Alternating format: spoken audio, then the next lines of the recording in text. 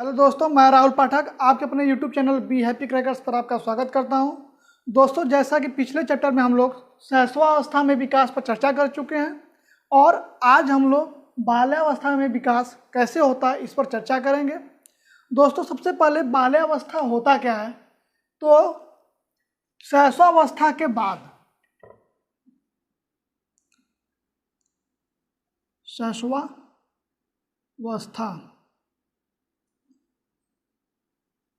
के बाद का जो अवस्था होता है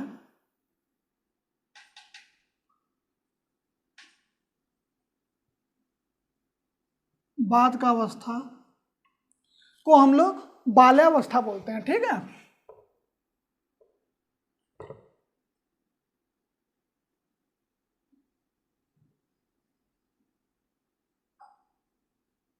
ये हो गया बाल्यावस्था। दोस्तों, बाल्यावस्था टाइम पीरियड क्या होती है? तो उसका टाइम पीरियड जो होता है ये आपका होता है 6 वर्ष से लेकर 12 वर्ष तक। ठीक है, इस वर्ष के जो बच्चे होते हैं इनको हम लोग बाल्यावस्था में जो स्टेज कहलाता है। ठीक, अब हम लोग आगे बढ़ते हैं। क्योंकि इसी अवस्था में जो बच्चा होता है उसका शैक्षिक विकास का नींव पड़ता है। क्यों? क्योंकि वो बाल्यावस्था का जो होता है औपचारिक शिक्षा ग्रहण करना शुरू करता है। औपचारिक शिक्षा, जैसा कि हम लोग शिक्षा मनोविज्ञान में औपचारिक शिक्षा क्या होता है इस पर चर्चा कर लिए थे। यदि आप लोग नहीं देखेंगे वीडियो तो देख लीजिएगा। औपचारिक शिक्षा वो शिक्षा होती है जैसे कोई उसमें स्थान, समय, सिलेबस सब कुछ निश्चित होता है। ठीक है, इसलिए इस आयु को हम लोग प्रारंभिक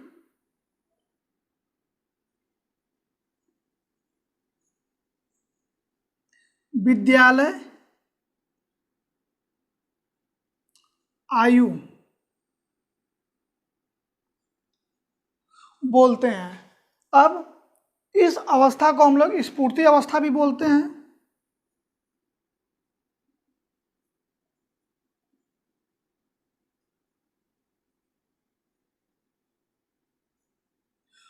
स्फूर्ति अवस्था क्यों बोलते हैं? क्योंकि इस अवस्था में जो बच्चा होता है उसके अंदर स्फूर्ति बहुत ज़्यादा मात्रा में होती है और वो हर काम तेजी से करना चाहता है। इसलिए इस अवस्था को हम लोग स्फूर्ति अवस्था भी बोलते हैं। कुछ मनोवैज्ञानिक इसे गंदी अवस्था भी बोले हैं। गंदी अवस्था।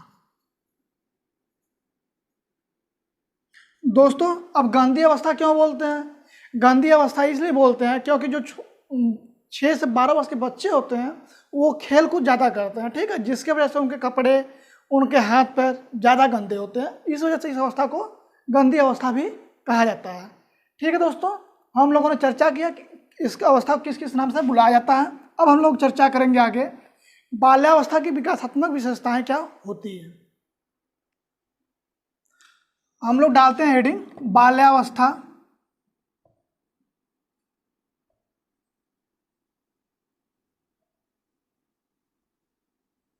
की विकासात्मक विशेषताएं।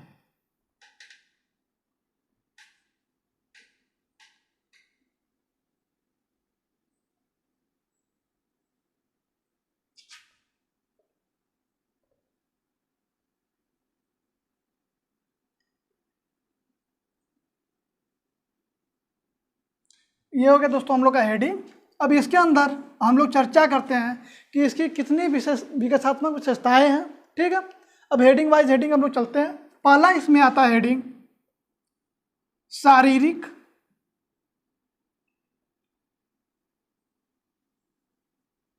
व मानसिक स्थिरता।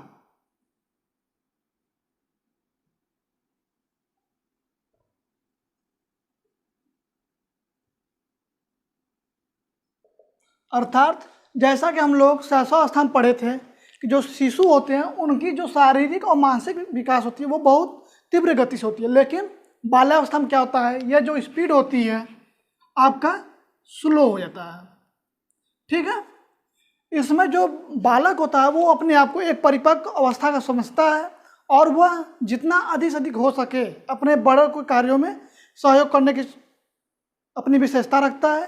ठीक है, वह सोचता है कि हम कोई भी काम रहे हम उसे कर सकते हैं। इसलिए रॉस जो कि एक मनोवैज्ञानिक थे, उन्होंने इसे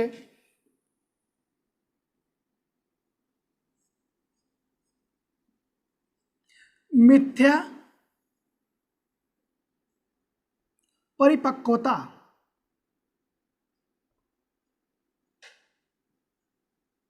की अवस्था का नाम दिया था।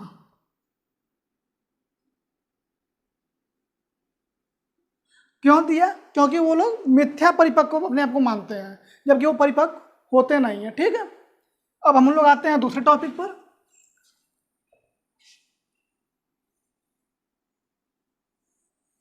दूसरा टॉपिक हम लोग का है मानसिक योग्यता में वृद्धि।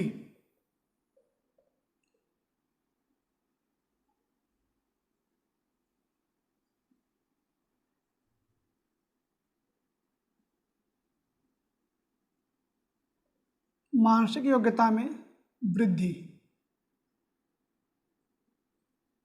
ठीक है, अब मानसिक योग्यता मतलब जैसे जो बाल्यावस्था में बच्चे होते हैं तो वो लोग गणित इस अवस्था में गणित में जोड़ घटाना, गुणा भाग ये सीख जाते हैं। कोई कार्य कैसे हो रहा है इसके बारे में जानने की कोशिश करते हैं। ठीक है, इसमें गणित और रीजनिंग यानी उनकी जो सोचने की क्षमता होती है वो बढ़ जाती है। अब हम लोग आते हैं तीसरे टॉपिक पर, जिज्ञासा प्रवृत्ति प्रबल होना। तीसरा है जिज्ञासा प्रवृत्ति प्रबल होना।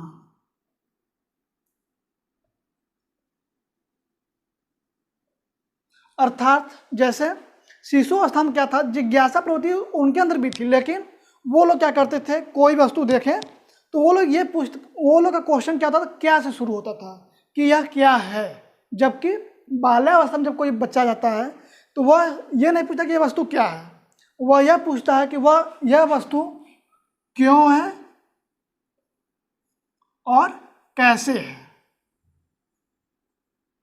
जैसे कोई यदि घड़ा रखा हुआ है तो बालक ये नहीं पूछेगा कि क्या है, क्योंकि वो घड़ा ऑलरेडी उसके बारे में जानता है। इस अवस्था में वो यह पूछेगा कि घड़ा क्यों है या घड़ा कैसे बनता है। ये सब आपको जो भी आती है एस्टिमेट, आपका तीसरे नंबर जिज्ञासा प्रबलता में आती है। चौथा हम लोग आते हैं आत्मनिर्भरता की भावना।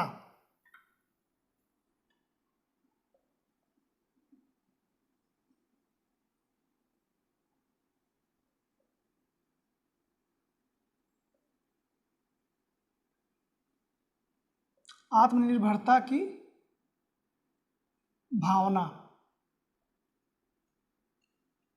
अर्थात दोस्तों, जैसा कि हम लोग शास्त्र में पढ़े थे, जो शिशु होता है वो हमेशा किसी न किसी के ऊपर डिपेंड रहता है, खासकर अपने माता के ऊपर। लेकिन आत्मनिर्भरता में क्या होता है, इसमें बालक जो होता है अपना खाना खा लेता है खुद से,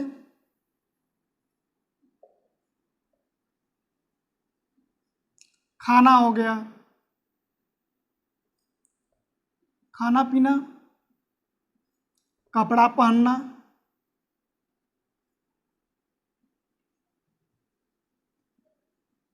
कहीं आना जाना,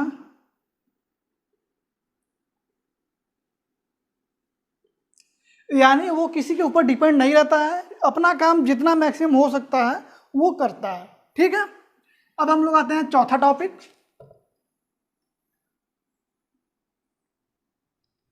चौथा है रचनात्मक कार्यों में रुचि।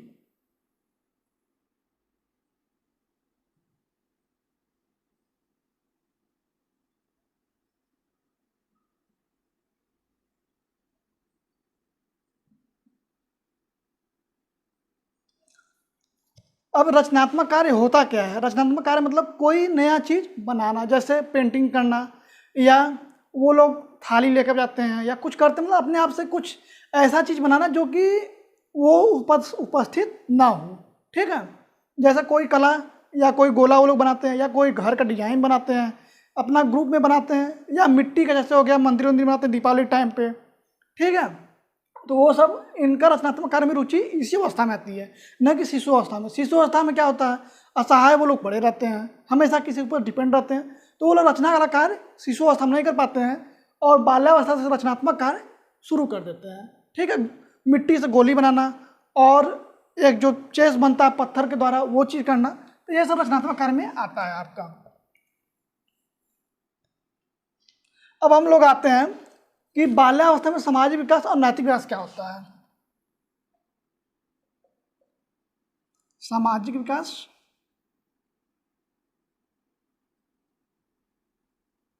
व नैतिक विकास।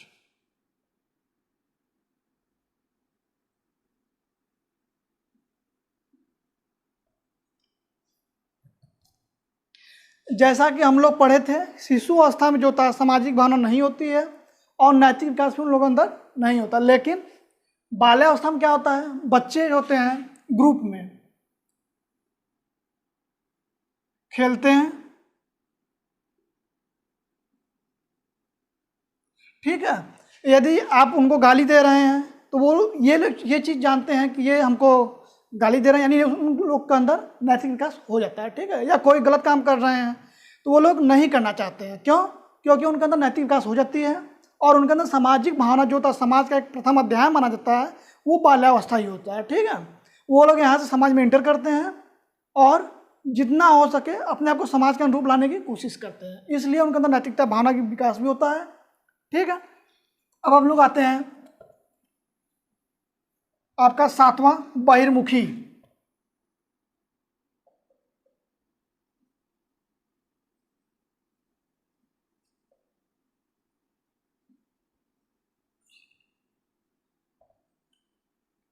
बहिर्मुखी क्या होता है, मतलब बहिर्मुखी जैसे शिशु अवस्था में जो बालक था वो सिर्फ अपने आप में रहना पसंद करता था, अपना खिलौना ना किसी को दे ना किसी को लेने दे, ठीक है। लेकिन बहिर्मुखी क्या होता है, इसमें जो भी होता है चाहे वो बच्चा हो या आदमी हो तो वो लोगों की हेल्प करना चाहता है, ठीक है। बहिर्मुखी में इस बालकों बाल्यावस्था में क्या महत्व है, जैसे जो कोई बच्चा है, ठीक है, तो जब वो ग्रुप में जाएगा तो अपना खिलौना लेकर जाता है, ठीक। या मान लीजिए किसी के पास खिलौना नहीं है तो अपना खिलौना दे देता है खेलने के लिए, और या मान लीजिए किसी के पास किताब नहीं है तो वो अपना किताब देता है उसको हेल्प के लिए। इसीलिए अक्सर बाल्यावस्था में बच्चे जो होते हैं मार खाते हैं बड़ों के द्वारा, क्यों? क्योंकि वो अपनी सामान किसी न किसी को दिए रहते हैं, ठीक है। अब हम लोग आते हैं 8वां टॉपिक, जो कि इसका लास्ट टॉपिक है, रुचि में परिवर्तन।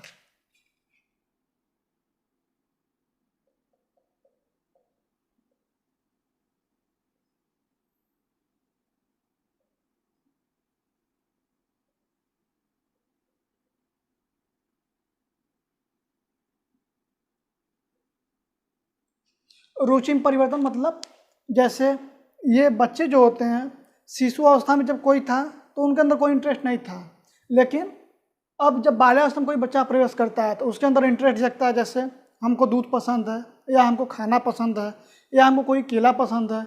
जिसको जो इंटरेस्ट रहता है वो उसके क्षेत्र में जाना चाहता है। जैसे कोई बच्चा होता है तो उसको क्रिकेट पसंद होता है, ठीक है। या कोई बच्चा है तो उसको पेंटिंग बनाना पसंद है, या कोई बच्चा है उसको गाना गाना पसंद है। तो जो रुचि की परिवर्तन होता है या रुचि की शुरुआत होती है तो वो बाल्यावस्था से ही शुरू होती है। दोस्तों अब हम लोग आगे बढ़ते हैं कि बाल्यावस्था में शिक्षा कैसे होना चाहिए करते हैं। पहला नंबर इसमें है शारीरिक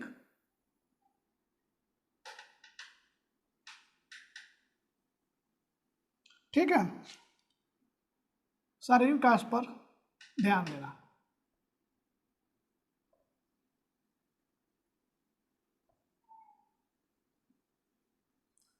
शारीरिक विकास पर ध्यान देना मतलब जैसे हम लोग जो बड़े बुजुर्ग थे उन्होंने क्या कहा था कि स्वस्थ शरीर में स्वस्थ मस्तिष्क का विकास होता है। अर्थात यदि हम लोग बीमार रहेंगे हमेशा तो क्या पढ़ेंगे, कुछ नहीं पढ़ेंगे।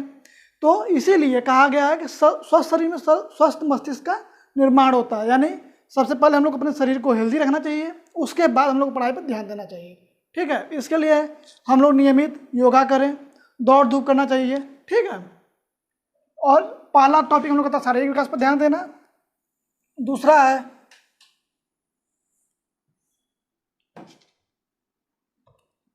बाल मनोविज्ञान पर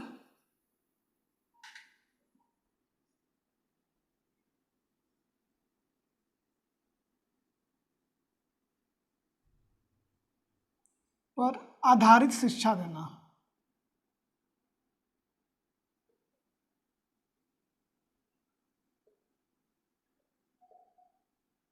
दोस्तों बाल मनोविज्ञान पर आधारित शिक्षा देना मतलब जैसे हम लोग बाल विज्ञान में पढ़ते हैं कि किसी भी बालक को अनुशासन में तो रखना चाहिए, लेकिन मिनिमम जितना कम से कम हो सके उसे दंड देना चाहिए। क्यों?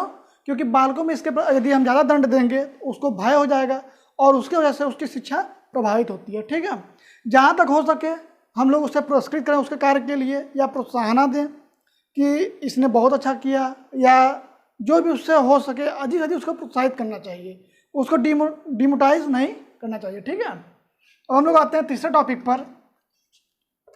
तीसरा टॉपिक हम लोग का है खेल तथा क्रिया द्वारा शिक्षा देना।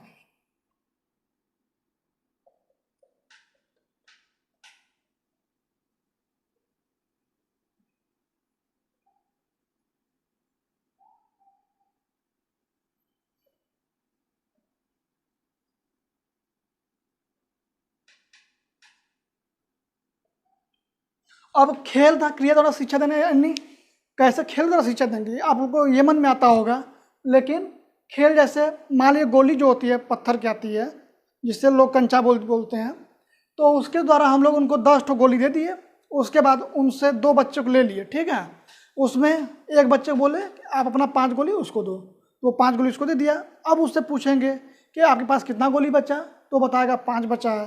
तो इस बार उसको हम बताएंगे कि जब तुमने किसी चीज़ को अपना चीज़ किसी और को दे दिया तो वो उसको घटाना कहते हैं। ठीक है, या दूसरे से वही वस्तु लिया तो उसे जोड़ कहते हैं। ठीक, इस प्रकार उसे खेल द्वारा सिखाया जाता है।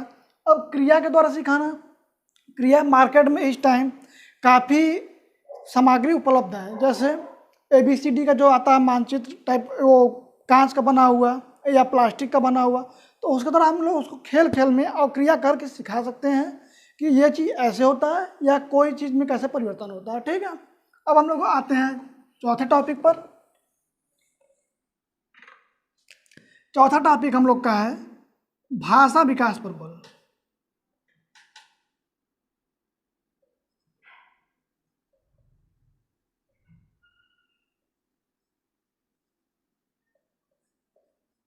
भाषा विकास यानी जो उसकी मातृभाषा हो। जैसे हम लोग की मातृभाषा क्या है, हम लोग की मातृभाषा है हिंदी। ठीक है, तो भाषा विकास पर बल देने का अर्थ ये है कि हिंदी में हम लोग कहानी सुने या कहानी पढ़ें, उसे जितना ज़्यादा हो सके समाज के अंदर रखें। ठीक है, उसे एकांत में नहीं बैठाना चाहिए कि नहीं तुम यहाँ ना बैठो, उसे बैठाना चाहिए। क्यों? क्योंकि उसको नया नया शब्द सुनने को मिलेगा, वो उसका दिमाग ऑब्जर्व करेगा। क्यों? क्योंकि उसका जो मानसिक क्षमता होता है वो तो स्थिर होता है, लेकिन उसकी तार्किक शक्ति जो होती है वो अधिक हो जाती है इस टाइम। तो उसे हम लोग अपने से दूर नहीं रखना चाहिए और अधिक से अधिक शब्द उसको सुनाना चाहिए। ठीक है, उसे कहानी, कविता जो भी हो सके, पेपर, न्यूज़पेपर हो गया, तो वो चीज़ उसको दिखाना चाहिए। ठीक है, अब हम लोग आते हैं पांचवा टॉपिक, रोचक पाठ सामग्री।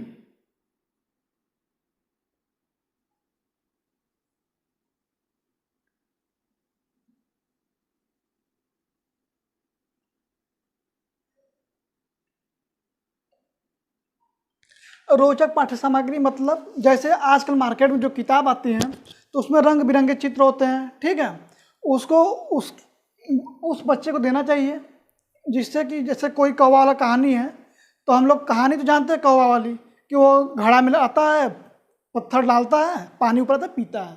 लेकिन अब हम लोग मौखिक तो उसको बता दिए, लेकिन यदि वही चीज़ हम लोग उसे चित्र के माध्यम से समझाएंगे तो उसे ज़्यादा अच्छा समझ में आएगा। मान ले कुछ बात वो कहानी भूल भी जाएगा, लेकिन अगर उसका जो चित्र होता है वो उसके दिमाग में सेटअप रहता है कि हाँ एक कौवा था, एक घड़ा था, उसमें पत्थर डालता था, पानी ऊपर से पीता था। ठीक है, और इसलिए हम लोग को रोचक सामग्री से उपलब्ध कराना चाहिए।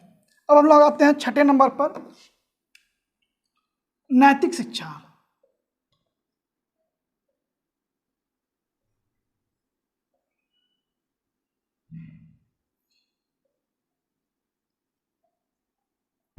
नैतिक शिक्षा से क्या क्या तात्पर्य है? नैतिक शिक्षा मतलब जैसे हम लोग को जो आदर्श है, स्वामी विवेकानंद जी हो गए या सुभाष चंद्र बोस जो हो गए, ठीक है, उन लोग के बारे में हमको इनको बताना चाहिए। उससे क्या होता है, इन लोगों में देशभक्ति की भावना आएगी या अपने सांस्कृतिक भावना उपलब्ध होगी। ठीक है, तो उन लोगों को नैतिक शिक्षा देने से उनका विकास होता है। जैसे स्वामी विवेकानंद जो थे, उन्होंने धर्म पर व्याख्या दिया था, या सुभाष चंद्र बोस जी थे, उन्होंने क्या किया था, उन्होंने अपने देश के लिए समर्पित किया था।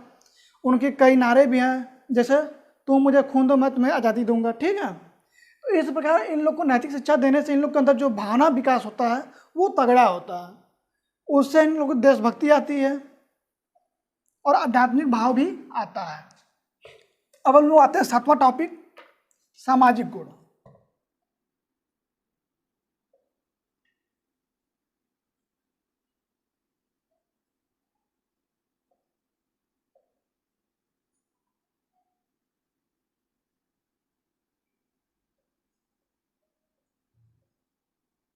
सामाजिक गुण मतलब जैसे कोई बच्चा है, तो वो आजकल देखते होंगे शादी का फंक्शन चल रहा है, तो वो बच्चा जाता है वहाँ पर पानी देता है या खाना देता है, कुछ भी देता रहता है, ठीक है। तो उससे उसके अंदर जो होता है सामाजिक भावना विकास होता है, क्योंकि बाल्यावस्था समाज का प्रथम अध्याय शुरू करता है। इसके द्वारा ही वो अपने समाज में कैसे उठना है, कैसे बैठना है, किससे कैसे वार्तालाप करना है, ये चीज़ सीखता है, ठीक है। तो इसलिए उसे हम लोग अधिक से अधिक समाज में रहने की चेष्टा करना चाहिए, एकांत में नहीं बैठाना चाहिए। अब हम लोग आते हैं 8वां टॉपिक। 8वां क्या है, सामूहिक प्रवृत्ति।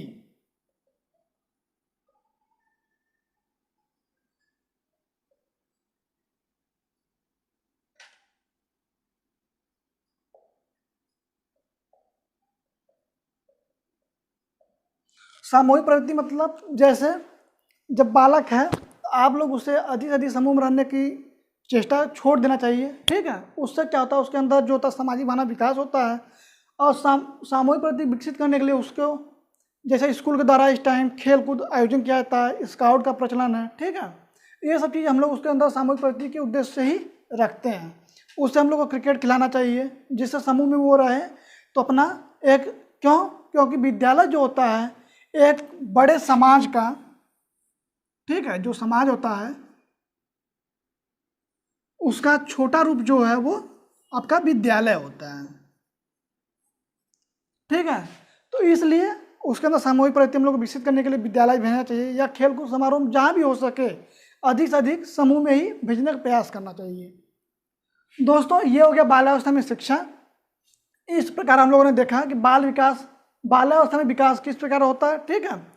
पिछले लेक्चर में जो हम लोग चर्चा किए थे, तो उसमें हम लोग एक चीज टॉपिक पर भूल गए थे, उसको हम लोग लिख लेते हैं।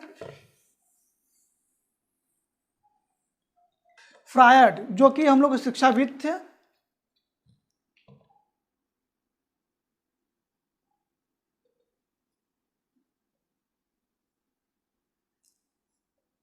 इन्होंने क्या कहा था, जो बच्चे होते हैं, लड़के होते हैं, ठीक है,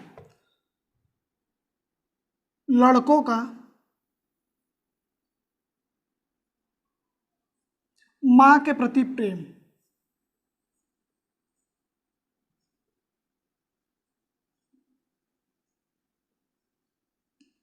और लड़कियों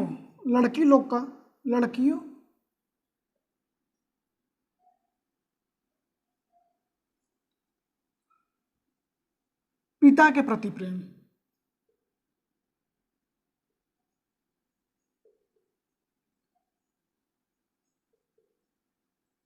इन्होंने दोनों को अलग अलग चीज बताया था, उसको हम लोग लिख लेते हैं।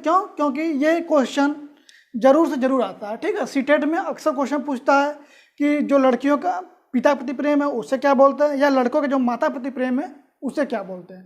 तो हम लोग उसको लिख लेते हैं। इसको हम लोग बोलते हैं ओडिपस,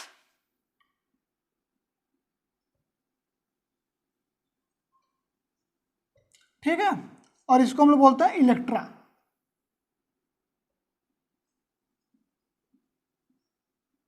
चूंकि ये प्रेम जो होता है वो एक ग्रंथि के द्वारा होता है, तो इसे हम लोग ओडिपस ग्रंथि बोलते हैं और इसे इलेक्ट्रा ग्रंथि बोलते हैं, ठीक है। ये चीज़ हम लोग जान लेते हैं। अब यदि क्लास आप लोग को अच्छा लगा हो तो लाइक करें, सब्सक्राइब करें और धीरे धीरे दोस्तों के साथ शेयर करें। जय हिंद।